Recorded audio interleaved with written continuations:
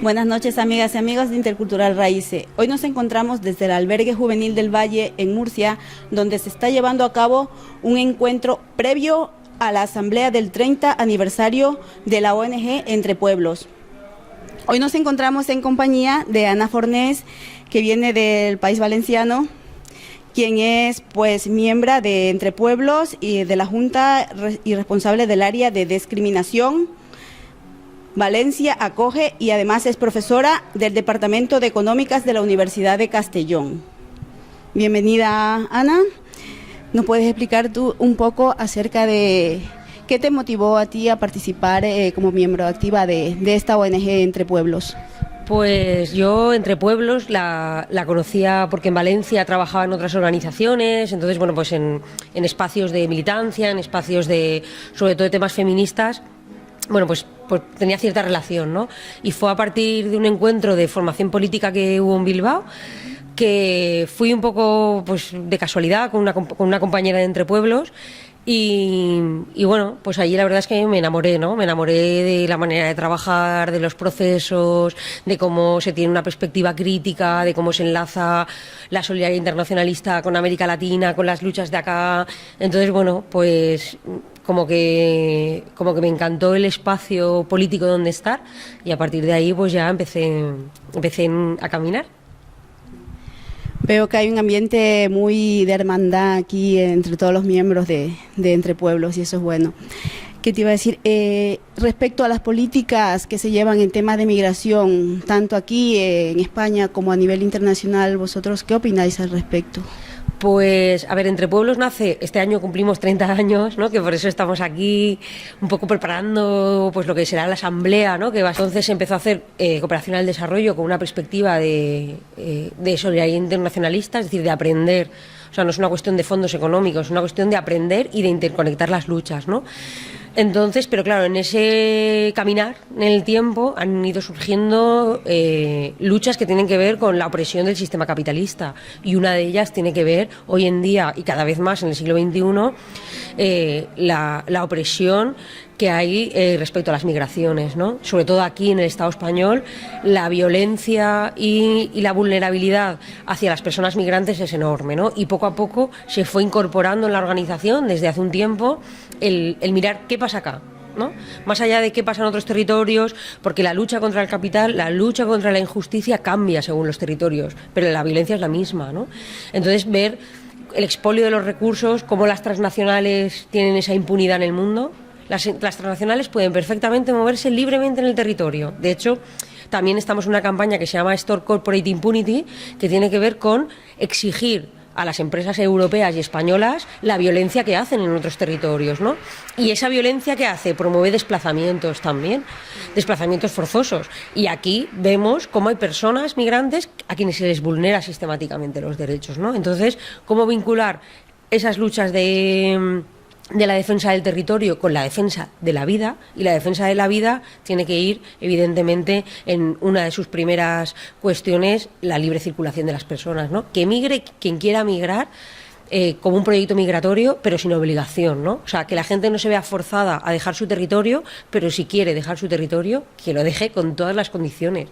Porque hoy en día no hay protección para las personas. Las empresas tienen protección, las mercancías tienen protección, pero no las personas, ¿no? Y claro, aquí, en nuestro territorio, en el Estado español, el ver cómo a las personas se les encierran los centros de internamiento, ¿no? Que en Murcia hay el centro de internamiento aquí de Murcia, de Sangonera, y las cosas que pasan, que son auténticas barbaridades, las deportaciones, las devoluciones. De hecho, Murcia es un espacio de frontera ahora mismo. Es un espacio completamente de frontera, ¿no? Pues bueno, el ver qué pasa en nuestro territorio y ponernos a intentar aunar desde abajo las personas que estamos afectadas. Y claro, hay que mirar a las personas migrantes, ¿no? Hay que mirar las migraciones porque nos afecta de pleno, ¿no? Nos afecta de pleno en la sociedad en la que vivimos. El permitir que en la sociedad en la que estamos haya gente que no tenga derechos, que no puedan trabajar, que no puedan votar, que no puedan vivir tranquilamente, que tengan que vivir con miedo a que si son deportadas o si tienen un permiso, eso es completamente una aberración, ¿no? Entonces, desde Entre Pueblos es también feminista, o sea, la política feminista de Entre Pueblos, de poner la vida en el centro, implica qué pasa con las personas, ¿no? Cuidemos a las personas, cuidemos el planeta, cuidemos los bienes naturales que tenemos, ¿no? Tanto en América Latina cuando hacen una represa empresas europeas, como aquí de repente con lo del soterramiento, ¿no? de las vías del tren, porque las lógicas del capital son las mismas. La violencia es distinta. Es cierto que la violencia es distinta en función de quién. Las lógicas son las mismas y precisamente con quien la violencia es mucho más dura es con quien hay que estar más de lado, ¿no? En cuanto al tipo de declaraciones del presidente Trump respecto a la frontera, al muro que se está construyendo, en una charla del día de ayer que se realizó, tuve la oportunidad de escucharte que hablabas acerca de el racismo institucional, la exclusión institucional que se vive al respecto. Claro, es que muchas veces, por ejemplo, Trump es una persona, ojo, ahora mismo, no solo Trump, en Europa da pánico, la extrema derecha da pánico el discurso que tienen, ¿no? Porque además todo el discurso respecto a las migraciones es completamente falso, o sea, la necesidad del control migratorio es mentira, o sea,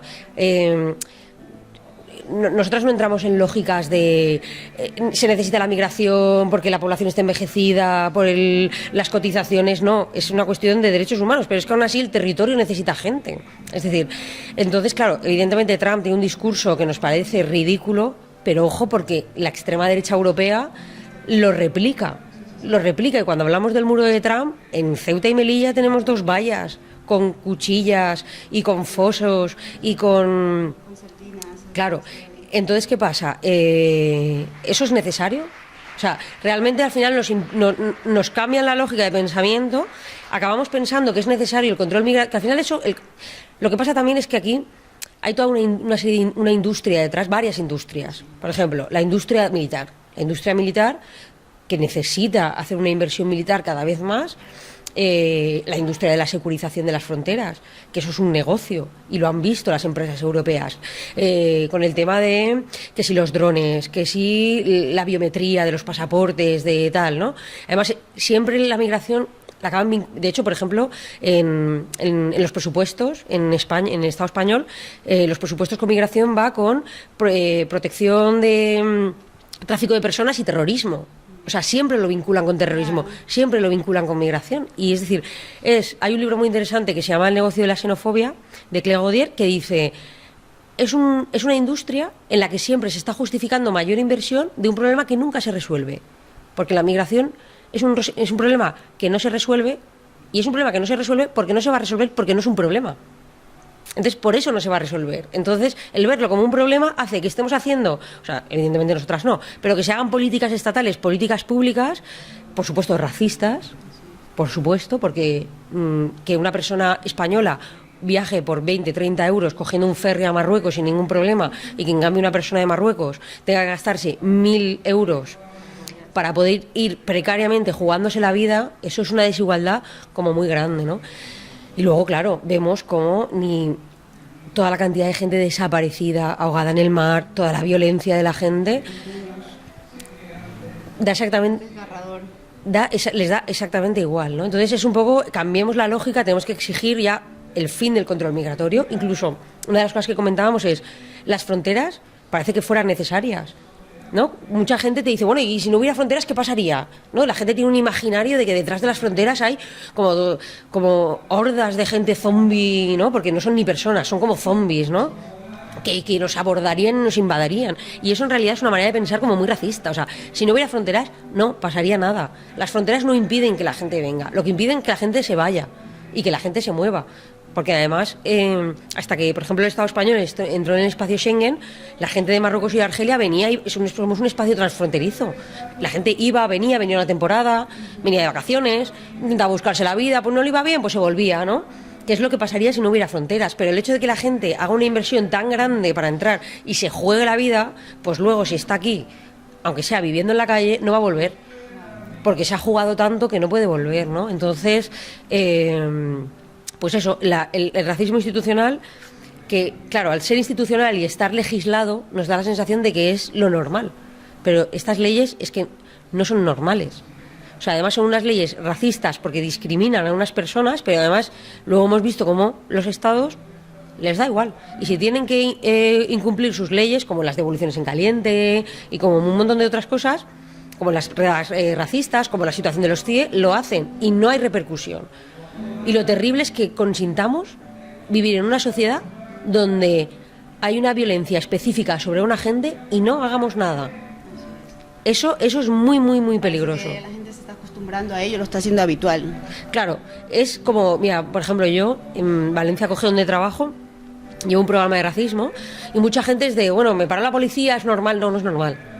Porque la policía para a la gente, a una determinada gente, y eso a mí no me paran, ¿no? O sea, a una persona negra la paran y a mí no me paran nunca, ¿no?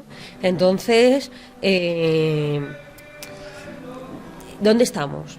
¿No? Y sobre todo es que muchas veces también ahora, hoy en día, claro, con la crisis de valores con las personas refugiadas en la frontera, que vemos a la gente morirse y tal, mucha gente dice, ¡ay, la vergüenza de Europa! ¿A dónde hemos llegado? Pero es que Europa es un continente que se ha construido a base del expolio y de la muerte.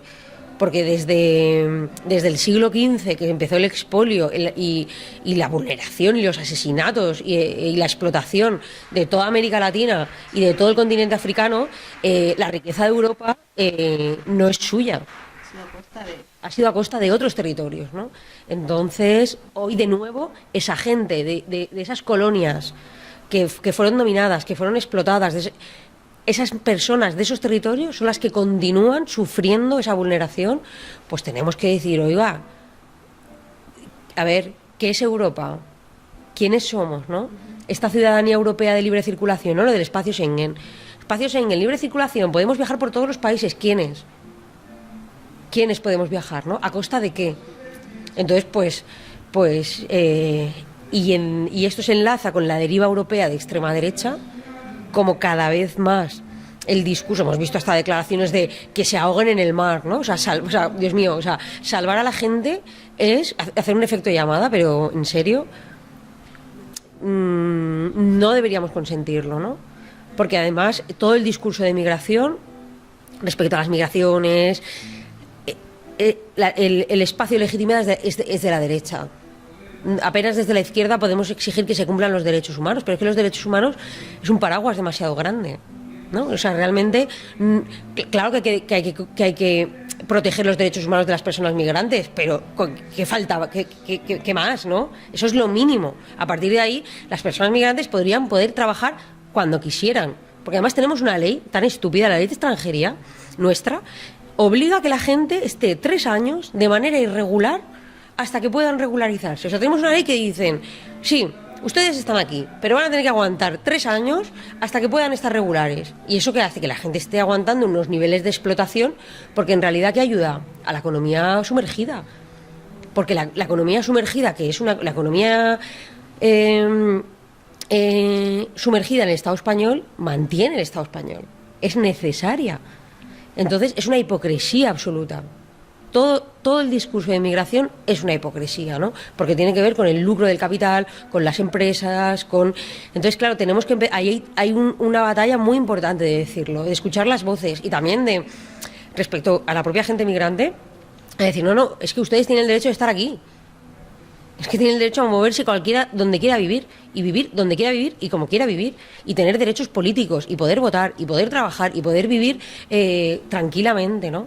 Y claro, si nosotras, en este caso las personas europeas, blancas, que sí que tenemos privilegios, que tenemos todas las comodidades porque podemos trabajar, votamos, no nos para la policía, si nosotras no somos conscientes de ese privilegio y no empezamos a decir, oigan, ostras, aquí qué está pasando, ¿no? Pues eso se fomenta la desigualdad, ¿no? Porque además una de las cosas que se decía ayer en la charla, por ejemplo, con el tema de las mujeres, ¿no? Las mujeres migrantes han asumido la responsabilidad de los cuidados de las mujeres europeas. Para que las mujeres europeas, porque al final los cuidados nunca pasan a los hombres, siempre es una cuestión de mujeres, ¿no? Para que podamos estar en el mercado laboral, para que podamos trabajar, para que podamos ser activistas. Esa responsabilidad de la vida, en vez de compartirla, la estamos transfiriendo a otras mujeres y en unas condiciones de explotación laboral, eso no puede ser. Y eso lo tenemos que decir, porque yo, por ejemplo, en la charla siempre lo digo. Porque mucha gente se puede sentir interpelada.